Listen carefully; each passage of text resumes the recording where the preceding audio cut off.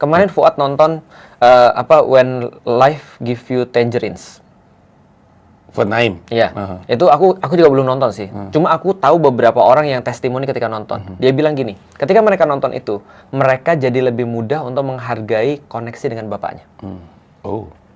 Mungkin bagi kita, bapak itu bukan sosok yang dalam tanda kutip, tidak semua orang punya bapak yang ideal. Iya. Aku juga sama. Iya. Artinya aku dulu bingung kenapa sih ada orang ketika masuk IPB, lantas kemudian diantri sama bapaknya, pas kemudian bapaknya mau pulang, dia nangis-nangis peluk bapaknya. Bagi aku itu nggak masuk akal. Bagi aku itu Apaan sih? film India, benar. Tapi dalam hatiku kan pengen.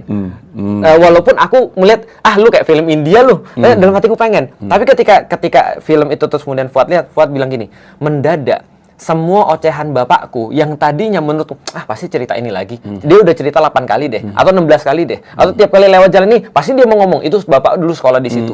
Tapi Fuad bilang gini, semua cerita itu jadi menarik bagi aku setelah aku nonton film itu, dan aku pengen dengar cerita dia lagi. Wow. Berarti kan ada satu hal yang mungkin dia nggak sadari sebelum kemudian ini terjadi koneksi ini. Koneksi itu kan bapaknya cerita, bapaknya ngomong, bapak tuh dulu begini, itu nggak, apa sih? Tapi ketika dia sudah dapat rasa cinta ini, koneksi itu jadi penting bagi dia. Nah, artinya dia baru bisa menghargai, ternyata bapaknya berkorban ya. Karena film itu katanya tentang pengorbanan. Jadi slice of life yang ditampilkan sebagai seorang bapak yang selama ini mungkin orang skip dengan itu. Wow. Wow, oke.